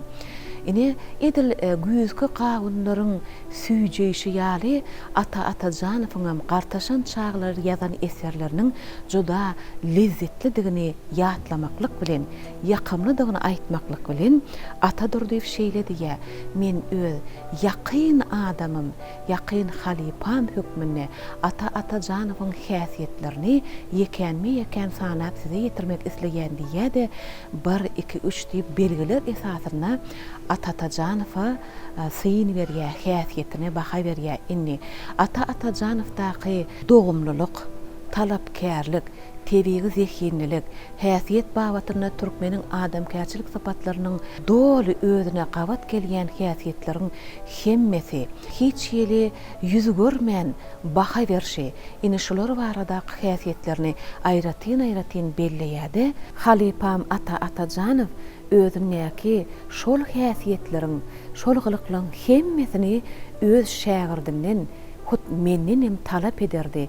Edil özü ýaly insan bolup, özü ýaly döredüji bolup ýetişmekligi bizden talap ederdi diýip belleýär. Indi şu ýerde ata Janowyň döredüjilikde özüni alyp barşy şägirtlerine, hatda öz döwürdeşlerine berýän bahasyna ýüzlenip şeýle mysal getiripdir. Ata Janow Gurbandyrdy, Gurban Sahiýedowyň, Atajan Tağanyň, Berdi Kerbebaýewiň, Galyç Kuliýewiň, anha hemem meniň eserlerimin en çemesini okap, en çeme bellikler eden adam. Ol gazaply redaktor bolup bellik edýärdi, okap çykýardy da. Edil petir berýän ýaly edip bellik edip, soňundan her belligini ýanyna çagyrýardy da awtora düşündiriş geçýärdi diýip ine şeýle ýatlama aýdýar. Şu zatlar size getirmekligimin sebebi Atajan ýaly halipasy bolan Ata Durduýeň ýyllar geçip ýazyjy bolup ýetişmegine, jurnalist bolup ýetişmegine, öz şägirdine gazanyp bilen dörejilik enliklerini size getirmek isledik. Fitnädäkkä kän gelirdi fitnädäde diýdik, fitnädäkkä kän gelirdi ýanyna howa. Hem söwüşiň, hem söwüşiň edebiýatdaky bir-birine halipa şägirtlik edip bilelikde işleyen adamlar şu Atajan diýdiňiz, ine şu ojaga gelip şu duran suratlara bir penjeginiň döşüni doldurup duran nişanlara gözüm düşüp şol uruş ýerlerine Ata Durduýeň ýa-da edil ataga ýaly söwüş meýdanyna gahrmançylyk görkeden ýazyjylaryň ykbaly ýadyňa düşýär, ýa-da okan olar baradaky ýazylanlar ýa-da öz ýazanlary hakydaňa dolanýar. Atajanyň bir sözi bar, öz şägirdine uruşyň özü barada jeňiň içinde bolan soň ataga uruşyň hakyky keşfini nesillere miras goýup ýazyp gitmekligi tawşyrypdyr da öz şägirdine. Şonu bir wada Ata Durduýew siziň kakaňyz uruş barada ýazmakdan saklanyp durupdyr. Şonu Atajanyň beren maslahaty ýadyma düşdi. Sen söwüş meýdanyny gahrmançylyk görkezdiň. Şol gahrmançylygy edebiýatyň meýdanyna da görkezip bir aýdan sargydy ýadyma düşüp gitdi. Onsoň kakaňyz nähili şu öz şaýgalaryndan dörejilige baş başmagyny isleýän ýagdaýlar bolupmady. Hani bir dörejilük ruhuňyzy, ilhamyňyzy barlak görüpmedi öz şaýgalarynyň. Edil maňa diýmedi. Ýöne şo maňa sen gaýdym garap, her bir maşgalada bir lukbarym gerek diýetdi. Ona sen diýdi gaýdym bir sen lukman bolay diýdi. Elbetde durmuş menim ki bor diýilmendir da garap okadym. Balla hawa nesiren nire çekti şoňa diýilýär. Ýöne siz kakaňyzyň öz söýen ury edebiýata ýakyn edipsiňiz. Muň üçin kakaňyzyň ruhy şatdyr diýip men pikir edýän. Hawa söz dünýäsiniň ägirtleri sözüň hossarlaryny, söz meýdanynyň ägirtlerini gowurýarlar. Şoň üçin edebiýaty söýmeklik, edebiýatçynas bolmaklygyň özüm uly dünýädir. Asalha ýeriň ýüzüne adam zady söz dünýäsi alalaşdyryp saklaýar. Şoň üçin edebiýaty söýmek juda, durmuşy söýmek diýmek de o da dogry. Indi kakaňyzyň ýazyjy bolmagyny elbetde siziň öz ejeňiziň şeýle bir önjeli işlemeginde uly täsiri bolandyr diýip men pikir edýän. Şolar barada da aýdyp berseňiz öz ejeňiz hakynda. Ejenim türkmen maşgalasa, şu ömür Nahar sor idiyadın kakım şu dörüdüzülük bilen ecemem şu öy hocalık işler bilen ne etafen. Çağalar bilen şu tamdırda çörek pişiriyadi. Oğudun çörekler. O iliş ediliyadi. Tikin çatın ediyadi. Mihman kabul etmeklik ýa-da öz gaýdyny durmuşa çıkaramdan soň atası öýü bilen gatnaşygynaky käbir zatlara da aýratyn üns berýän eken ýazyjy. Ine şu ýerde şeýle bir maglumat bar. Şu aýtgylarynyň hataryna galyrypdyr da. Eger dediýä gaýdy durmuşa çykandan soň atası öýüne gelenne iňe alyp gitmeklik gowluga ýorulýan däldir diýilýän, ýani bir näçe şu ýerde öwüt nesihatlary ýurulan wasiýetler, atalar sözleri bar. Yazıcılar şu yankı dismeli atatıcan, feytnyadatı. Şolar gelirdi onun Türkmen maşgaladı derocuk. Yani çay demle, bedemle mi? İltip çay koyuyor, o nahar edip beriyor, neyme koyuyordu.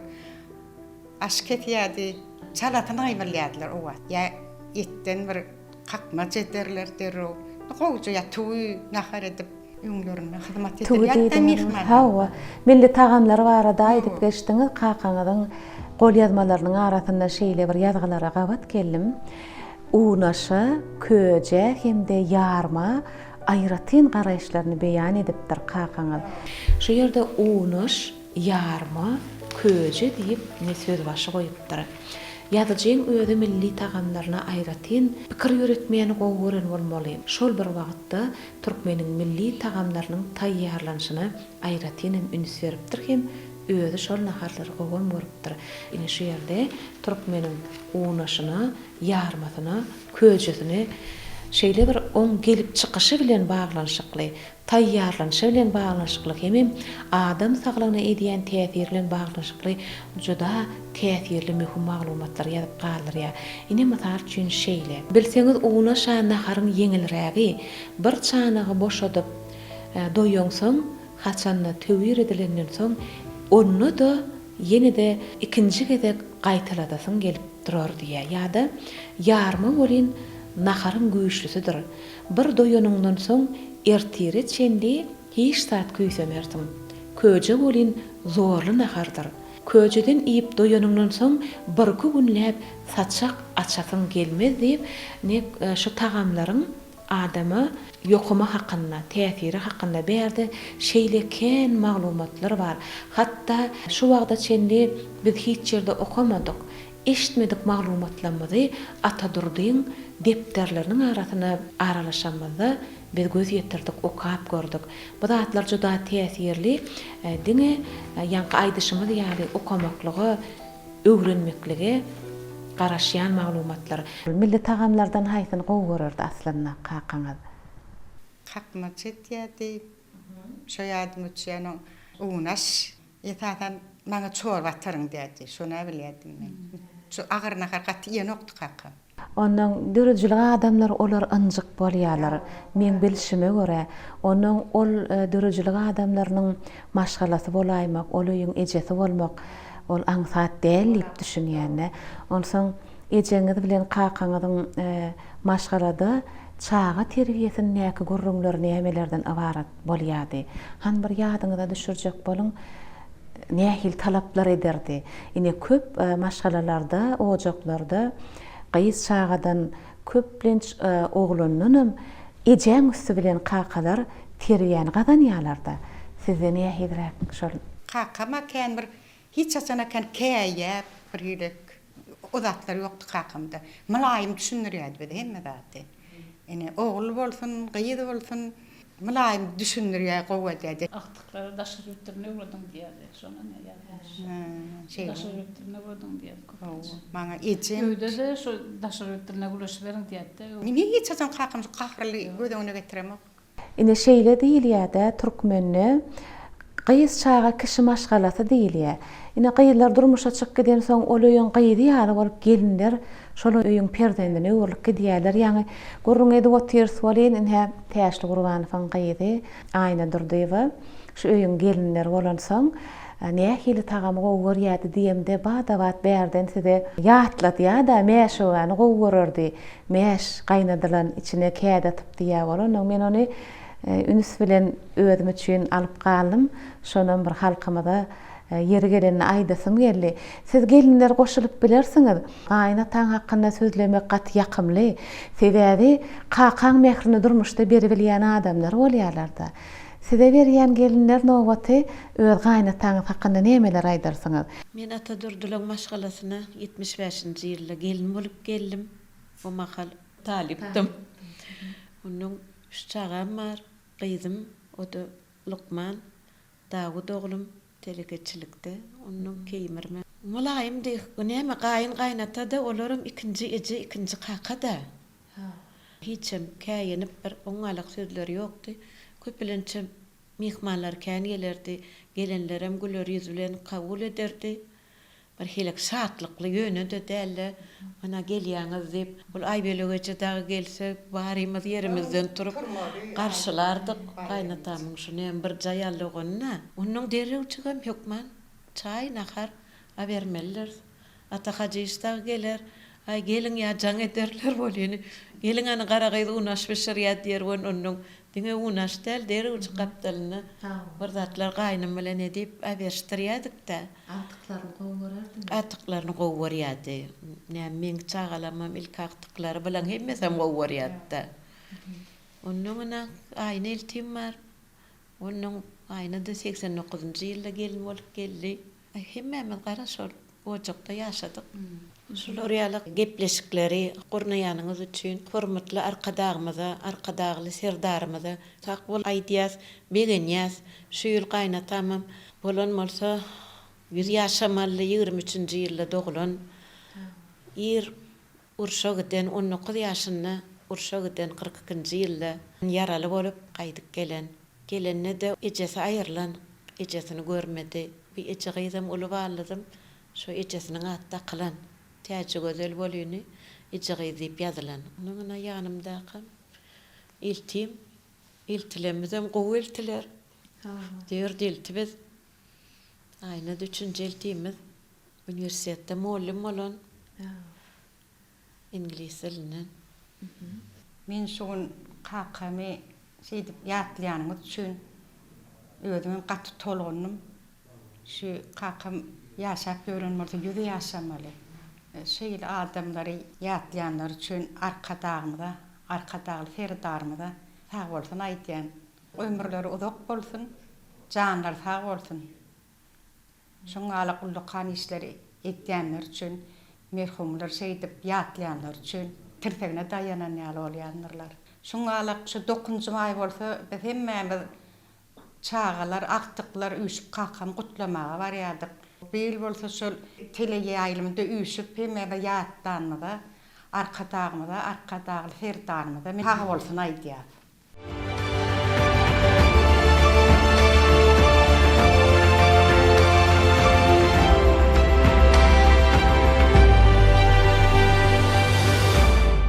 Atam we qaqam garatam kän ýatlaýarlar. Garatam barada köp ören gyzykly gürüň berýärler. Garatamyň dürli ýaşly okyjylary bar. Sebäbi onuň uruş hakyndan başga kiçik çağlar üçin hem ýazan dörden hikaýalar bar.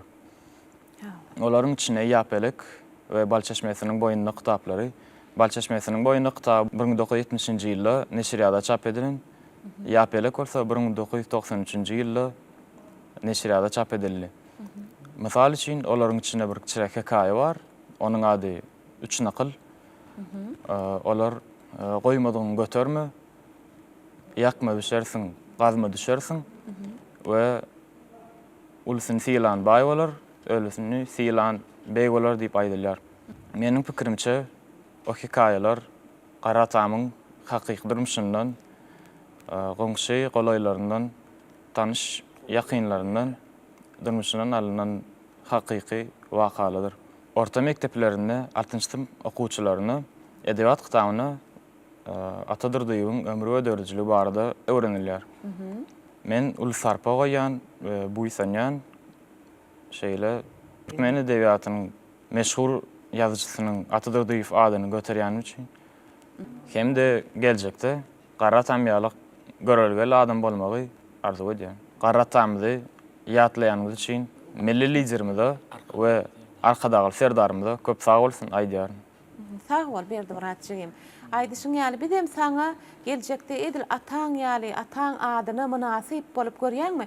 Döwletimiz Ata Durduýewiň adyny, sen ataň adyny dünýä nusgalyk şäherde ebedileşdirdi. Bir uly köçüleň birine adyny berdi. Diýmek, watan üçin şeýle münasip işleri bitirip giden, ýerine ýetirip giden adam, biziň taryhymyza giren adam, eden işleri ady. Şoň üçin öz ataň adyna münasip oğul bolup, watany söýýän oğul bolup, mehriban arkadagymyň, arkadagly serdarymyň tutan ýolunu dowam edip, goşunt goşup, zähmet çekip ýörjek bir ýigit bolup ýetişmeňi saňa arzu edýär bidim. Köp sag bol. Arzuwlaňam hasyl bolsun. Biz size yine de bir zady ýetirmekçi. Hemme çağalykdan gijijik ýol kojak gyşda üşeýär diýip, şu setirlerden başlanýan goşgyny aýdymy öwrüp her täze ýyl gelenni ýa-da her gyş pasly gelenni gaýtalap aýdyp ularlyk. Ine şu goşgynym türkmen okyjylaryny öz dillerine ýetiren Ata Durduýewdir. Rus dilinden türkmen diline terjime eden ýazaçy Ata Durduýew ine ýol kojak atly goşgyny türkmen diline bize miras goýupdyr.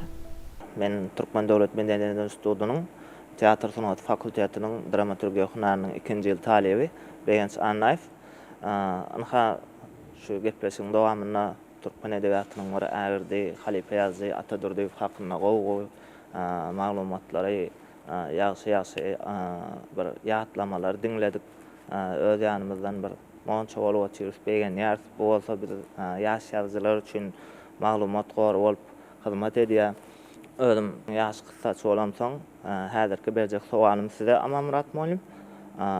Ýagny şu ýerde Halipa Ýazy Ata Durduýewiň sahne eserleri, galy berse-de terjime eserleri, romanlar, powestler hakynda gurrun etdik. Ýöne meniň bilesim gelýän zat şu Ata Durduýewiň hekaýalary we olarda gozulýan insan gatnaşyklary, öňe meseleler, mumman alanyna tematikasy hakynda gurrun berýäňiz.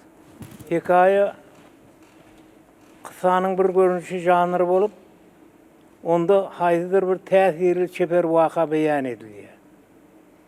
Ata Durduýew ýa-ni sen soragynda aýtdyňda dürli temalarda döredipdir diýip.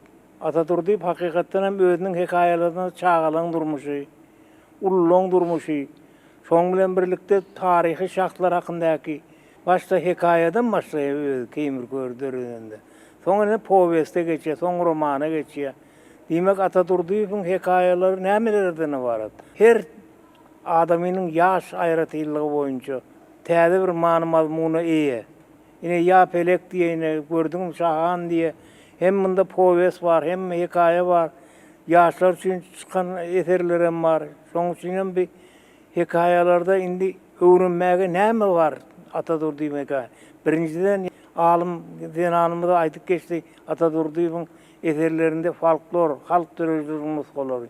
Hakykatdan Ata Durduýew diňe öz adyndan gurulýanakda wakaň içine girýär duruşuna da ýani şonu çağa düşünkli bolar ýaly halk türüjüniň nakyllary, matallary, beýleki çeberçilikleri işlerini ullanmaga başlaýar. Aýratynym näme? Hekaýada beýan etmek. Şaşırmly beýan edilýär. Şaşırmly mesele ortaga goýulýar. Ene şolaram Ata Durduýew özüniň eserlerinde başarýy ustat ýazjak mende. Hawa. Ata Durduýewiň hekaýeler hakynda söz açylanna, oň ilkinji hekaýatynyň näme hili atlandyrylýandygyny bilesiňiz gelýärmi? Men ilkinji hekaýem Haliçady, Haliça. Men şu ýerde Türkmen halatyny gördüm. Germaniýada. Gördüm de bir öýbüde bilen ýaly boldum, hem kynandym. Ondan muny ýyglap kapdalla goýdum. Onu şu arada oğlanlar näme bilen öýle ýyglaýar. Men aýtdym, bizim Türkmen halymy diýdim. Şoň üçin diýdim, bir azaby ken. Özüm mehrewan. Men ejem dagam handa hokdur, bilýän diýdim, mehrewan zat diýdim. Halipam Ata Atazanow gördü de aýtdy, Haliçan başga hakikatyny bilýärmi diýdi. Benim bütün ömrümü Ors mekteplerini Ors diline geçirenim için ayol bilemok dedim. Bilýärsiň any oýlan diýdi. Oýlasam tapmadım. Ondan aýtdy Haliçan diýdi. öz adı var deydi. Onu ocakbaşı diyorlar deydi. Dedim doğrudan ocakbaşı diyorlar. Ana şunun yani hikaye yazanda, her bir zat yazanda da tüys, her zatın tüys öz adını tapmar. Şonu ata Janıp halıça atlı hikayan okaq görüp, dine şeyle yerlerini düzetmeli deyip aytmak bilen çäklenmedi de özü eline kalam alıp belli yerlerini düzedip beripdi diýär. Yine de hikayeler hakkında teýärlenişe koşmak isleýäňizmi? Awına şu yerde bir zat goşatym gelýärdi. Ine Atatürk'ün dörejçiligi, onun yaşayış durmuş bilen bağlanşykly Dawud'un ýatlamalarına tertalanmazda daň ümüş tamsyny, ýagny günüň doğup gelip ýa bir gädikden jyklap adamlara bir günüň doğuşyny buşlajak pursatlaryny täsirleýdi hemde güne megdeş çöregiň tamdyrdan çykyp şolaň öýünde bolluk bilen ilýärligini aýtdy. Näşe daň täz berende özüniň adynyň belli bolşýaly Atatürk'ün dörejçiligini daňa bolan tebigat gözelliklerine bolan söýgüniň nä derejededigini aňlatýan esasy bir şahiranalyk bar şonda. Özüm güýçli şahiranalyk bar, dogry belli. Güýçli şahiranalyk bar, çeper meňzetmeler bar. Bu ýerde ulultma, kiçeltme diýen ýaly bizim tebigatymyzdan alynan durmuş hakykaty bilen çeper hakykatyň birek bilen dostlugy, sazlaşygy, üzülmez zynjyryalyk berkligi bar eserleň içinde. Yine de şu talimimizin soragyna ýüzlensek, ine Atatürk'ün front hikayeler diýen kitabynyň özü durşuna hikaye sözü bilen bağlanşykly. Front hikayeleri eýem adyny aýdyp dur, şu kitabyň içindäki ähli wakalar beýik batançylyk uruşy ýylynda söwüşçi ýazgymyz Atatürk'ün öz başyndan geçen wakalaryň ýatlamasy özü de öz gerdeninden şu durmuş wakalaryny geçiren bizim ata vatanymyz üçin, dünýä ýüzüniň paragaçylygy üçin eline ýara galyp şol ganly jengellerde söwüşip özüniň watanyny dolanan pursatlaryny birin ýatladýan wakalar şu eseriň içinden iş argaç bolup geçýär diýmek ýazyjynyň hikayeler hakyny aýtanyna günden gün şol eserleriň özüm şu hikayelerin ne derejedigini aňlatyp dur. Bay Türkmen sözümüzü bilmek için men mudama hemişe Mahtım Uly'ni okuyan, Mahtım Uly, ne Bahri Şahir, Dost Mehmet da katıken, Mehmet Əzi, Muhbete Uly, dağısını buğularından biliyemsiniz. Yine Mehmet Əzi, Leyli Mecnun, Talibi, Şavendi, bizden bir başka sözü katıken dönüyor. Kemiğine başka deyip bulunan o kemiğine. Özgü deyip bulunan. Benim katı doğru. Bizim kılan işimiz iyilerden özgü olursa özgü sözü. Benim oğudan söz, kovu söz özgü. Şunun yani klasıklı okusamız Türkmen diline ölen bay bolýar. Atatürk'ün islendik alym bilen baglanşykly bolanyna da gysga kesgitlemeleri gowur eken. Ol çeper dörejilikde de şonu talap edipdir. Goýol logika bolsun, goýol fizika, matematika alymlary bolsun, ähli ugurdan kesgitlemeň takyk hem gysgaçyk bolmaklygyny talap edýän eken. Ine şol häsiýetim ýaş dörejilerden, dörejilik işgärlerinden hem talap etmek ennigi bolupdyr. Onsoň ýazyjylaryň biri belliýär. Biziň döwrümizden ýaş nesilleriniň öňünde Atatürk'ü ýaly gysga kesgitlemäni talap edýän ýazyjylaryň gerektigi takykdyr. Sebäbi biz öz döwrümizde gysga kesgitlemeden edilýän talapy Atatürk'ün öňünde durup şonu ödeýän bolsak, geljekki ýaş nesillere de Atatürk'ü ýaly gysgalygy talap edýän, takyklygy talap edýän halipalar wajypdyr diýip belläpdirler. Atatürk'ün çoğuluk berdim rad ören yerlikli belletdi. Atatürk'ün eserlerinin ilken belledim mazmununu okap başlayan bolýanym. Şonun içinde berilen nakyllaryň içindäki waka şol nakyllar bilen hökmen baglanşykly dowam etýär. Beýle demek Atatürk'ün özüniň adamkärçilik typatlarynyň içinde bizim çeper hakykatymyzda hereket etýän gahrymany ýöne ýerden tarp berden alman, ony durmuş hakykatynyň getirendigini aýdym delilli misallar bilen berkitýär. Beýle etmek ýazyjynyň usatlygy.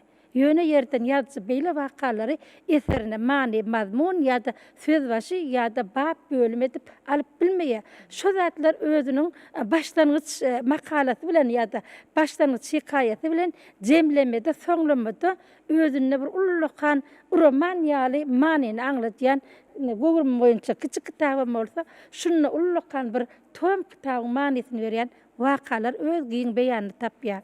Begenç kanagatlandınız mı sowalyňyzdan jogabyna?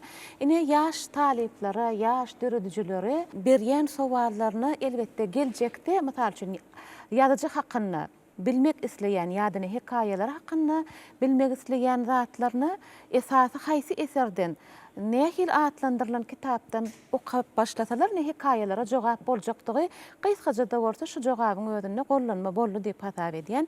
Ne begenjiň özüm biz bilýäs metbugatyň üstü bilen tanışyp bir näçe kıssa eserleriň awtory ýaş ýazyjylyň dünýäsiniň dowamatyny ne begençligimiziň öz galamynyň astyndan çykýan eserleriň misalyna biz gowanyp aýdyp bilýäs. Türkmeniň kıssa sunugatynyň dowamatynyň dowam boljakdygyna misal bolup jiglemizin biri Türkmen Döwlet Medeniýet Institutynyň talebi özüm Türkmeniň altyn asr beýatlaşygynyň ýeňjisi. Saňa da geljekde dörejlik üstünlükleriniň madama rowaşlyk getirip üstünlüklerini himra bolmagyny arzu edýär begenç. Galamyň mundan beýlek tenkem ýetip bolsun. Sebäbi bu döwürde döretmeklige mehriban arkadaýymyz serdarymyz giň mümkinçilikler hem döredip berdi, hem döretseň, işleseň, zähmet çekseň hem baha berýär. Şoň özi uly bagyt ykbalyň bize ýeten beýik nesibe diýip men düşünýän. Indi ýene de oglanlara ýüzlenmekçi talipler. Sowalyňyz bar bolsa berip bilersiňiz hem halipalara hem ne ýazyjymyzyň nesillerine. Barmy sowalyňyz? Men Türkmen Döwlet Medeniýet Institutynyň teatr sanat fakultetining dramaturgiýa hunarynyň 3-nji ýyl talibi Kerim Atçapanow. Hormatly halipalar, tarihden dostlar. Inha ruh çyragym gepleşiginiň şeýle döredilmegi, emsal gepleşige bir gatnaşmamyz Türkmen edebiýatyna bir görnekli ýazgy şahyrlaryň ömürleriniň biz ýaşaryň arasynda olaryň dörejilik eserleriniň bir wagt edilmegi, giňden öwrenilmegi, olaryň maskalarlary bilen duşmak biz ýaşar üçin bir hasam gowanyjy pursatlaryň biri. Inha bugun köý gepleşigimizde Türkmen edebiýatynyň görnekli wekili Ata Durdyýewiň bir näçe eserler hakynda, powestlary, romanlar hakynda, şeýle-de bir näçe bir hikaýeler hakynda bir gyzykly maglumatlary özümizde jemläp galyk. Meni gyzyklandyrýan soraw ine ýaňy gepleşigimiziň dowamyny aýdyrly Ata Durdyýewiň atygy Dawud Durdyýewiň şu gepleşigi gurnamakda, şeýle-de şu maglumatlary ýygnamakda esasy iş bitirenligi. Şoň üçin men Dawud Durdyýewiň ýüzlenesem bile meni gyzyklandyrýan sowal Ata Durdyýewiň kino düşürmek üçin niýetlenen edebi senariýalary ýa-da bir edebi esasy barmy?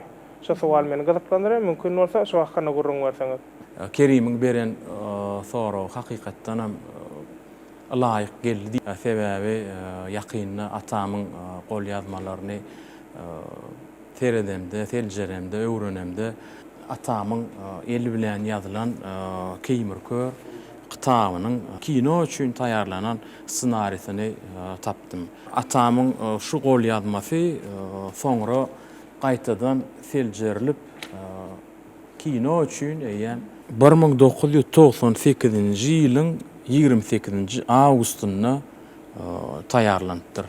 Belki Kerim siz ýaşlar instituty gutormakaňyz onnoň belki bul kino düşürilip Türkmen taryhyna ýene-de bir goşandyny beýan etmek üçin Türkmenleriň mertligini, watana bolan söýgüsini eýem kino hökmünde görkezmäne mümkinçilik döredilse gaty uly hormat dolar. Yaş dramaturglara kino sunuwatynyň bir ustaatlaryna da elbetde halipalar bu işe goşulyp bilerler.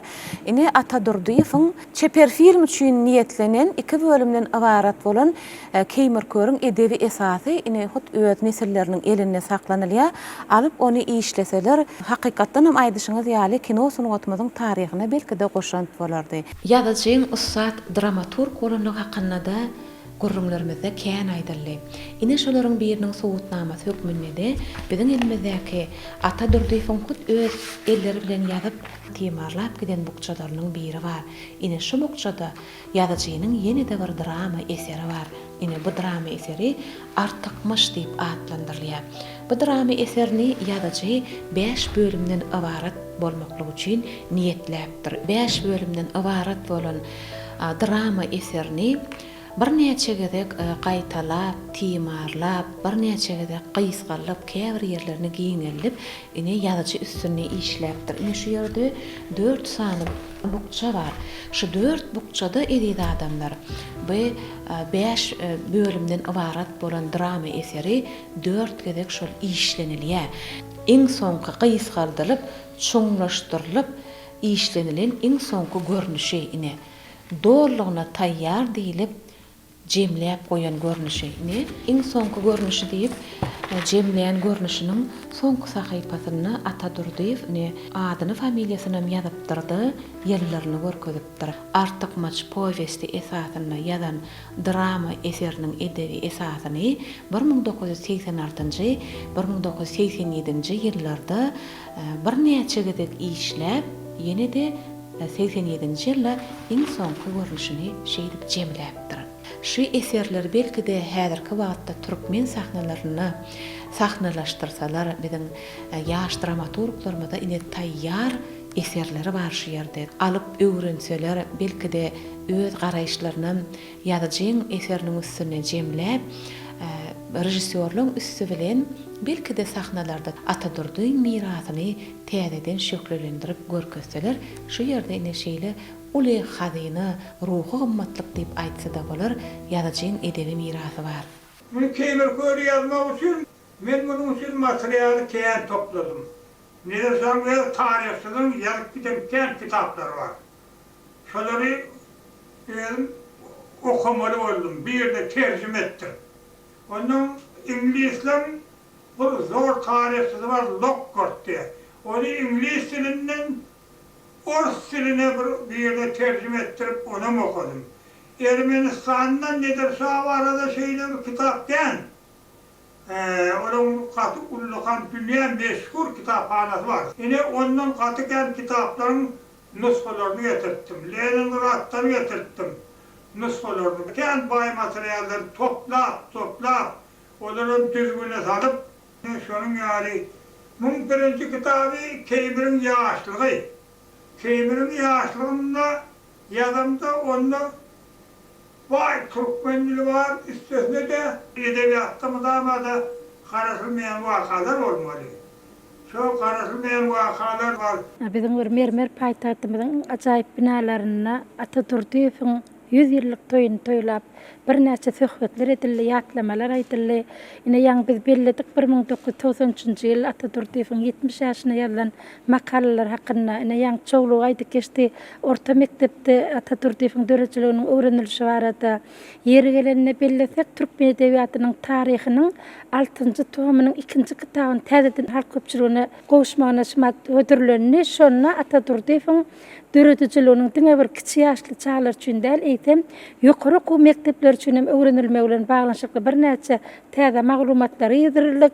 Häzir hakykatdan Atadurdiýewiň döretçiligi biziň ýokary okuw mekteplerimizde de öwrenilýär, ol geljekde de öwrenilmegini dowam etmeli. Sebäbini biz şu gyska wagtyň dowamyny Atadurdiýewiň manyly özüniň ýaşan ömründe bitiren hyzmatynyň ondan soňky dowamlygy hakynda gurrun etdik. Elbetde bu gurrunlaryň ählisiniň özününde ýazyjynyň özüniň döretden gymmatlyklary bizi esasy çeşme bolup durdy. Indi ýeri gelenine bellesek şu Atadurdiýewiň döretçiliginiň edebiýatyň nazariýet usulyna da uly ähmiýetiniň bardygyny gysgaçyk aýdyp geçeýin. Ýaňy ogly Sapar Muradyň belleşýäli Atadurdiýew gaziýet jurnallarda işleýän döwründe diňe özü makala ýazmak bilen çäklenmän, eýsem gelýän ýazgy ýaş şahirlere halip hökmünde olary usuly maslahatçy bolan. Ine şolar ýaly usuly maslahatçy bolsa biziň türkmen edebiýatymyzda alim hökmünde de uly sarpa goýulýar. Diýmek Atadurdiýew bizdiň bir ýazgy hökmünde däl, ýeri gelende onu edebi usuliýetçi diýip atlandyrmagy dol haklydyr. Biziň ählimiziň bilişimiz ýaly türkmen tili ýaýlymyna berilýän urugçyramatly gepleşikdäki her bir taryh şahsiýetlerimiz hakynda şu gepleşigi görenmizden soň, şonu dinlänmizden soň, şonuň içindäki wakalar taryha galýar, geljek nesillerimize ýetirilýär. Ine şol ýazy şahylaryň ebedileşdirmek netijesinde biziň ählimiz öňgerendir, bilýändir. Türkmenistan halk ýazgysy Talmaz Nuriýewiň döreçiligine bagşlap uruq çyragy matly gepleşigi geçirdiňiz. Biz şu gepleşige gatnaşdyk. Ol wagtlar men Talmaz Nuriýewiň şahyryň ustadlygy atly dissertasiýa temany ýazýardym.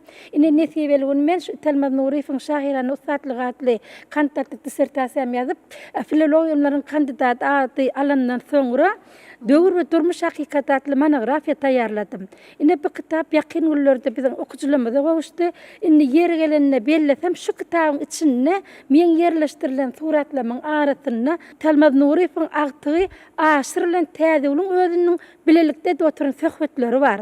Indi geljekde Atadurdiýewiň döretçiligi ilmi tarapdan öwrenilip biziň ýaş aspirantlarymyz, ýaş dalaşgarlarymyz Atadurdiýewiň ilmi döretçiliginiň ilmi barlygy çekellerinde belkin haş uruğu çyragym gepleşikdäki şu ýadygar galjak suratlar kitabyň içine ýerleşdiriler diýip men ul umyt etýän sebäbi ine edil ýeri gelende bellesem biziň häzir ata watanymyzda şu güneşli berkarar döwletimiziň täze ýamynyň galkynşy döwründe gahrman arkadaşymyzyň ýardam bermegi netijesinde arkadaşly serdarymyz galyp barýan işler bilen baglanyşykly ilmi gözleglerimiz bugun has bilen tepkitlere ýetdi. Ine şu bilen tepkitleriň arasynda bu sal tapan kemale gelip okuwçylara gowşan kitabymyz ýaly kitaplaryň Atadurdiýew hakynda ýazyljakdygyny men berkinanýan. Ine şu bokçaň edil ýüzüne ilkinji sahypa bolup Atadurdiýewiň Keýmir Kör hemde Nidirşa haqqyndaky taryhy maglumatlary ýygnaýşy bilen baglanyşykly ne gysga maglumat bar eken. Şonu şeýle diýär, bu eser türkmeniň çylşyrymly taryhynyň, hasratly taryhynyň bir parçasyndan bir näçe resmi namalar, möhüm maglumatlar, belli şahsiýetleriň dillerinden ýazylyp, eşitilip, alınıp galdyrylan ýazgylardan hemde ençeme ruhu ahwallary bir ýere jemläp, käbir taryh bilen baglanyşykly bir näçe resmi namalary ýygnap döredilen eserleriň esasyny ýazylan eserdir diýilip ine şu Keýmir Kör eserine berilen syny bar. Hemem şeýle diýilýär. Biziň käbir taryhymyzyň çylşyrymly gatlaryny şek ýetirijek bolan ýa-da bir näçe gapmagarçylykly taryhy wakalarda özüni görkezen, ýagny uly jedelli, hatda eline kılıç alyp orta çykyp söýbeşi bermeli ýagdaýlarda da diňe özüniň iki sany dany sözü bilen şol meseleni ýapyp bilen dany Keýmir Serdar hakyndadyr. Ine meňşi Keýmir Kör adly romanym diýip hut Atadurdiýeň ýazyp saldyran öz eseriniň gysgaça maglumaty. Şu bokçadaky tutuş maglumatlarym Keýmir Serdar hakyndaky döreden Keýmir Kör romanyny ençeme ýyllap ýygnan maglumatlarynyň bir bölegi şu ýerde saklapdyr ekeni. Men Aşgabat Aktaşay Gowasyndan Recep Bayly, Keýmir Körüň göskoni 8-nji arkaty. Keýmir Kör diýende birinji ýatlamalar Atadurdiýew bolýar. Men atam ýany köp barardy. Ondan bular gürleşip oturýarlar. Kawat gize da barsalar ýatyp galýardyk. Gürrüňlerini diňläp. Atamam şeýle bir adam seýer, çağa seýerli adam, oglum gyzym diýip hemmesine dilsiz adamlardy. Ondan şonna şunky ýazgaýdan dadyny soň ýene bir hepde senden bar ýa da ýene okap berýär. Atadurdy şol Keýmir Kör kitabyny ýazyp gaty iş edenni de jillap iş edenni ol. Şu adyny pikir edip otursa şu zatlary näçe ýatladyňça adamyň ruhu öterilýär. Şu adyny ýaňmyr kagada elme düşdi. Onuň şonu bir ýatlamasy bar şoň. Atadurdiýew taryh ýatlamakda uly iş bitiren adam diýär. Onun esasım Keýmir Kör hakynda ýazýar şonu. Men bir kitap ýazdym Keýmir Kör hakynda. Şu Keýmir Kör Serdary Lewdi halal edermen. Nişi biz gerçekligimiz agdamyzda ilki bilen aňyrrakda görogly ýada düşýär. Tekeli türkmenli iýlenmeler men diýär. Türkmen iň gadymy milletler. Niş Atadurdy barada näçe agdasaň Atadurdy ýazyjy da öz halky üçin adab eden. Atababa gelişimiz aýdyp berýär. Atababalarymyň ýaşaýyşyny aýdyp berýär. Keýmiriň bir ýekece ogly bar. Ýekece de gyzy bar. Yörgünler akıllıca, ay ulem diyorlar. Yekecağıydı. Keymir bir gün Brovadan İlekova toyu yankıca kıydın al, atın yedin al ya, kulpok kılcağıydı. Toyu var ya. Yani yolu çopan nuş ya. Ay, Keymir bu kıycağı kim ne hemen mi diye. Onun yank yedin oturacağıydı. Biya men canam diye Keymir'e. Menem mun canan asya. Men ecem mun ejesinin kaynanası ya. Görüyorum diye hadi. Şimdi kul ya da. Ay hakıllıcam diye sonra tamam hakıllıca var ki diye. Ata dipnam kitap kaniyadan adam da be.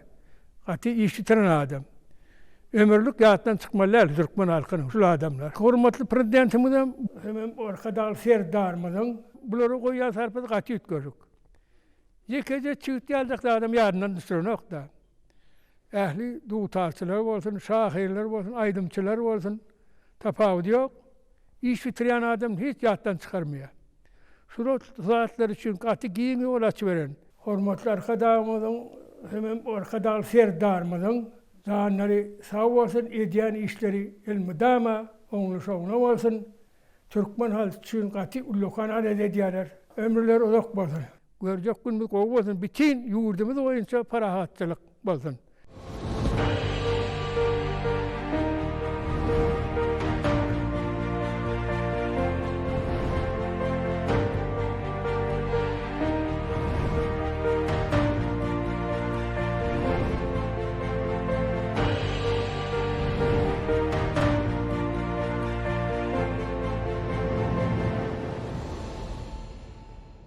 Inni ededi adamlar Atadurdy fiyaliyadajynyň gönümel öz göwüni ýeten şägirtleri kimler bolýar diýip sizem gyzyklanýaňyzmy?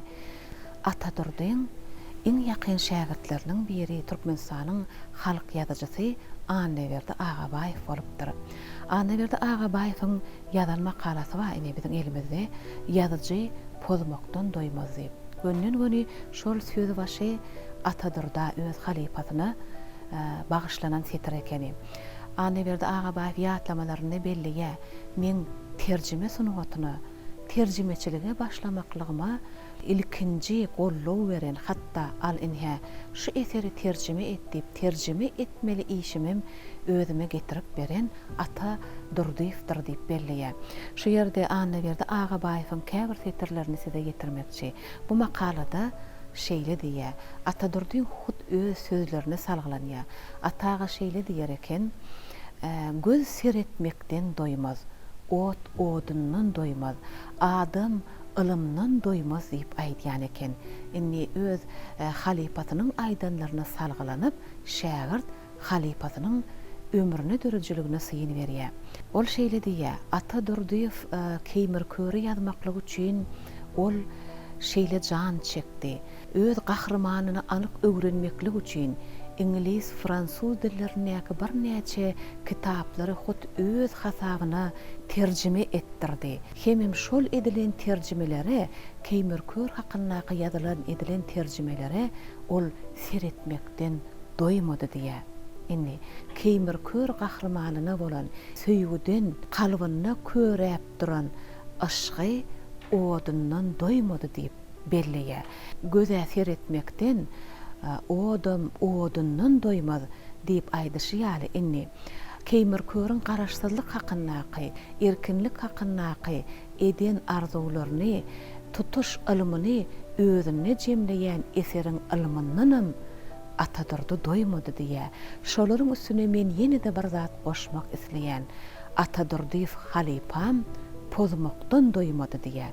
Makalaň adyny ünseriň ýazyjy pozmakdan doýmady diýär. Ol gönnün göni Atadurdyň Keýmir köri bilen baglanşykly. Halipam bu eseri 20 ýyllap ýazdy.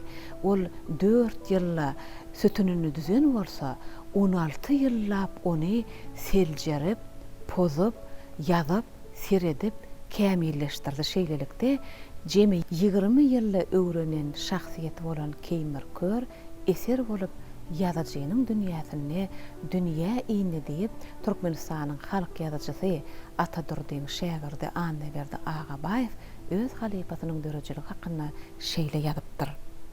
Keymir Kör adlı tarih romanın cemlemesi sözlem soňlanýa, emma ine şu düýe kerwelleriniň barýany sözsüz durmuşy wasp etmek. Surat arkaly biz durmuşy öwrenmek, şundan özümizde netije çykarmak hemem ilmi barlyglarymyzda ya eser ýazanmyzda ya kino döredenmizde şular ýaly şekillerden peýdalanmak bilen biziň halk köpçüligimizde edebiýaty, durmuşy, çeper hakykati düşündirmek bolup durýar. Ine bizim şu gepleşige gelip birek bilen diýdarlaşyp Atatürk'ün maşgalaty bilen bugun kun haýatynyň tanışyp söhbetler dinlemegimiz bizim ýazyjyny öň bar bolan maglumatlarymyzy hatda baýlaşdyrdy. Ine şeýle çäreleri geçirilýändigine, gepleşigiň taýýarlanýandygyna, bagtyar ýaşaýşymyzy bagtly geljek alyp barýan gahrman arkadaşlar serdarymyzyň janlarynyň tag bolmagyny, tutumly işleriň urawaşdygy wetlenmegini, il ýurt bähwitli, halk ähmiýetli, adamzat bähwidin öňe sürýän işlerinde diňe üstünlik kazanmagyny tüýsüregimizden arzu etýär. Türkmen halky gadymy halk. Dünýä medeniýetiniň taryhyna, ahlagyna, medeniýetine goşant halklaryň biri. Şeýle goşant häzirki döwürde dowam edip dur. Munyň hem sakatynda biziň gahrman arkadagymyz we arkadagly serdarymyz dur. Şeýle durmuşy bagşadellik üçin canlar sağ, ömürleri uzak bolsun. Sağ bolun Halipa. Eden arzuwlaryňyz hasyl bolsun. Ata Durduýew hakynda söhbet etdik. Döredüçiligi, nesil dowamaty, nesilleri bilen ýüzleşdik. Halipalar kän söhbetler etdiler, ýaşlar gatnaşdylar. Bilelikde hemmämiz Ata Durduýew hakynda ine şu gepleşigi taýýarlap halkymyza getirdik. Edid adamlar, bide şeýle sözüň güýjüniň bir qymmatyna aýratyn sarpa goýmaklygy öwreden mehriban arkadagymyza, milli liderimize, hormatly prezidentimiz arkadagly serdarymyza biz tüýs ýürekden sag bolsun aýdýar. Goýularyň janlary sag, ömürleri uzak tutýan tutumly işleri elime damary wajalsyn. Edid adamlar, ruhy çyragym siziň dünýäňizde kalp temizligini, paýhaz baýlygyny hem pikir durlugyny arzulap siziň bilen hoşlaşýar. Ýene